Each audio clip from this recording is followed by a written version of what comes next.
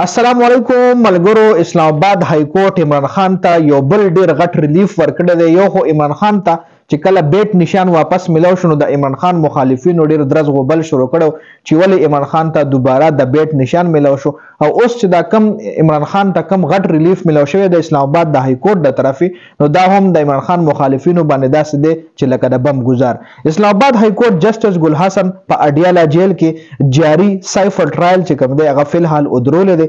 داغه چې کومه سنوي دغه فل حال سټاپ کړی ده چې په دې کیس کې تاسو نور جلدی مکوئ، چون کې عمران خان مخالفین دا وایي چې په دې کیس کې هم په عمران خان باندې سزا وخیږي.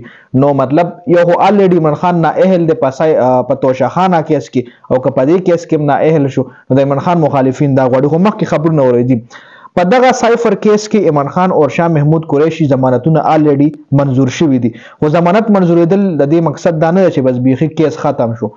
کیس اوس هم شته په سایفر کیس کې، صرف ضمانتونه منظور دي.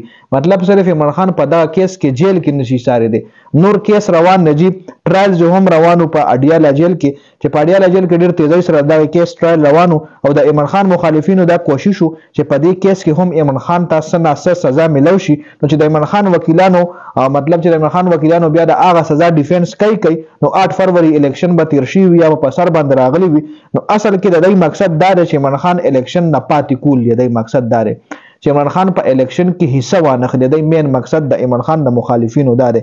عمران خان الریډي په توشاخانه کیس کې نه اهل دی. هغه توشاخانه کیس نن لګیدو، خو نن د سپریم کورټ چوټي و، او عمران خان مخالفینو دا کوشش وو چې عمران خان سایفر کیس کې هم نه اهل شي. که چېرې په یو کیس کې عمران خان ته ریلیف ملاویږي نو بل کیس کې به نه اهل وي. د عمران خان مخالفین وایي د عمران خان چې کم خلاف خلک دي نو ای دا وایي چې عمران خان د په سایفر کیس کې هم نه اهل شي، یو په توشاخانه کې نه اهل دی، ورسره دی وایي په سایفر کې هم نه اهل شي. نو که چېرې یو کیس کې عمران خان ته ریلیف ملاویږي نو بل کیس کې به نه اهل وي، نو عمران خان به د الیکشن نه پاتې شي. جی په سایفر کیس کې 25 گواهان الریډي پیش شوي دي. ډیر تیزی سره د سایفر کیس روانو، خو اوس جسټس چې کوم دی جسټس ګل حسن دغه ټرایل ودرول دی.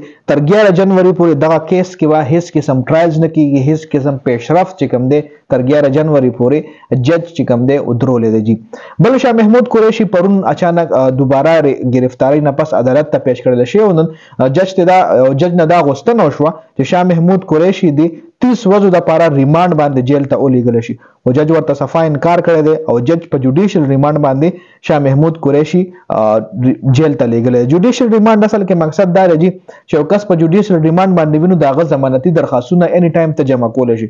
مطلب هغه ضمانت پاسبل وي چې کله په جوډیشل ریماند باندې یو کس په جیل کې گیر وي. نو د شاه محمود قریشي لپاره درخواستونه ضمانتي درخواستونه سبب ان شاء الله جمع کیږي. نو کېدای شي په دې 9 مې واقعیاتو کې چې کوم شاه محمود قریشي گرفتار دی نو په دغه کیس کې هم اغله ضمانت ملو شي. و شاه محمود قریشي دی حواله سره ویلي چې 9 مې واقعیت کې زه هڅه گرفتار کړم، چون کې په 9 مې باندې زه نه لاهور کې وم نه په اسلام آباد کې وم، خو بیا هم زما یو تقریر رانیول دی او په هغه تقریر باندې زه گرفتار کړم، او 9 مې واقعیت کې زه کمپلیټلی زه انوسنت ام نه 9 مې واقعیت کې کمپلیټلی زه معصوم بے ګناه ما هیڅ قسم دغه نه د 9 مې واقعیت کې زه نه په لاهور کې نه په اسلام آباد کې، خو بیا هم زه گرفتار شوم.